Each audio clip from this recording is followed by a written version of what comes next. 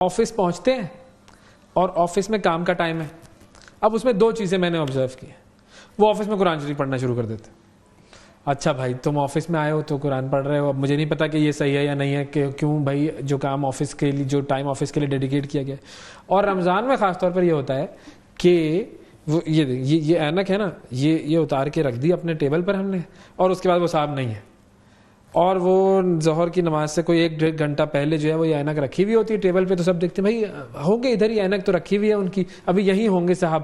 اور اس کے بعد وہ گئے ہوئے ہوتے ہیں کہیں, پھر اس کے بعد انہوں نے نماز پڑھنی ہوتی ہے. وضو میں کم سے کم جو ہے وہ کوئی 18-20 منٹ لگاتے ہیں آرام سے, جس میں 2 دفعہ بندہ نہا لے, پھر اس کے بعد نماز, اور اس کے بعد آدھے گھنٹے بعد آتے ہیں. تو یہ جو ہم جو امبیلنس کریٹ کرتے ہیں یہ بھی ایک ہوتا ہے, یہ میں نے آبزرو کیا ہے. And that is very unfair. اگر آپ ایک کام کے پیسے لے رہے ہیں اور اس کام کرنے کے بجائے آپ قرآن پڑھ رہے ہیں, اگین شاید میں بڑی باتیں کہہ رہی ہوں, انٹرنلائز کرنا مشکل ہو, but that Quran will not be acceptable, کیونکہ آپ ایک حلال کی کمائی کو, اس ٹائم کو کسی ایسی چیز میں انگیج کریں جس کی آپ نے کمٹمنٹ نہیں کی. ہاں اللہ کا شکر ہے ہم ایک مسلم مملکت میں رہتے ہیں, تو یہ نماز کے ٹائم ہمیں مل ہی جاتے ہیں. مطلب میں آپ سے کہوں کہ مجھے نماز پڑھنی, تو of course you will allow جتنا مل رہا ہے اتنا ہی کر لیں. ہاں جی, that has to be very carefully meticulously calculated کہ بھائی 15 منٹ لگتے ہیں ظہر میں, تو وہ آدھا گھنٹہ پون گھنٹہ نہ ہو جائے. ٹھیک ہے, آپ پہ امانت ہے نا, just come to think of it کہ آپ پہ کوئی امانت دی ہوئی ہے. اب وہ ضروری نہیں ہے کہ وہ فزیکل نوعیت کی امانت ہو, وہ سائیکولوجیکل, وہ فرض کی صورت میں ہو سکتی ہے. So you have to be again very meticulously, اور you have to be actually very mindful of the fact کہ آپ اس میں وہ کام کر رہے ہیں جس کے آپ پیسے لے رہے ہیں یا نہیں. ٹھیک, اینڈ ممکن ہے کہ وہ آپ کو 10 منٹ کی بریک زیادہ دے دیں, اس میں قرآن پڑھ رہے ہیں. ٹھیک, بٹ میوچلی اگریڈ اپون ہونا چاہیے. یہ میوچلی اگریڈ اپون جو ہے وہ گھر میں بھی ہو اور آفس میں بھی ہو, جب تک ہر چیز میں. رخسانہ صاحبہ حیدرآباد سے, السلام علیکم. ہاں وعلیکم السلام. جی رخسانہ صاحبہ فرمائیے, کیا سوال کریں گے؟ ہاں سر, یہ بات کرنی ہے کہ تقریباً 20 سال ہو گئے ہیں, مجھے ٹینشن بہت زیادہ ہوتا ہے, خوف ہوتا ہے, مرنے کا خوف. اس طرح نا میں روزے نہیں رکھ سکتی, ابھی بھی تک مجھے وہ ہوتا ہے, سانس میں گھبراہٹ, اور میں بہت کوشش کرتی ہوں کہ میں روزہ رکھوں. الحمدللہ نماز ساری چیزیں پابندی سے پڑھتی ہوں. آج اتفاق سے میں ٹی وی نہیں دیکھتی, لیکن آج اتفاق سے میں نے ٹی وی کا ریموٹ کھولا تو آپ کا پروگرام آ گیا, اور جو صاحبہ اچھا اتفاق ہوا بھائی, زبردست. اچھی باتیں کر رہے ہیں. ہم ان سے پوچھتے ہیں آپ کا سوال, آپ ہمارے ساتھ ہی رہیے گا. یہ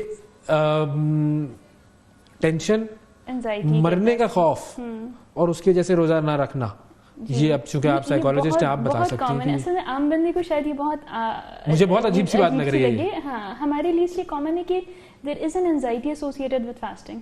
ٹھیک ہے, اور بہت سارے لوگ جو مینٹل ہیلتھ چیلنجز کا شکار ہوتے ہیں, یعنی کہ ہم جو ہیلدی لوگ ہوتے ہیں, probably we are looking forward to Ramadan آئے گا, ہم عبادت کریں گے, ان لوگوں کے لیے یہ ایک مشکل مرحلہ ہوتا ہے, بالکل مشکل مرحلہ ہوتا ہے. وہ ڈرتے ہیں کہ اچھا, اینٹیسپیٹری اینزائٹی بھی ہم اس کو کہتے ہیں, کہ اب اس کے بارے میں سوچ کے ہی خوف آنا, تو اب ان کو کرنا کیا چاہیے؟ دیکھیے, ایک تو یہ ہے کہ یہ بڑی خاص نوعیت ہوتی ہے, تو آئی ول ہائیلی ریکمینڈ کہ اگر کوئی اچھا سائیکالوجسٹ ہے تو آپ اس کو دکھائیے. چھوٹی چھوٹی کچھ ہم ٹیکنیک سکھاتے ہیں جس سے اینزائٹی کو کنٹرول کیا جا سکتا ہے. اب گھر پہ یہ ہے, کیا کر سکتے ہیں؟ گھر پہ دیکھیں, سب سے پہلے تو اٹیچمنٹ یا انڈرسٹینڈنگ جو فاسٹنگ کے ساتھ ہے وہ چینج کرنی چاہیے.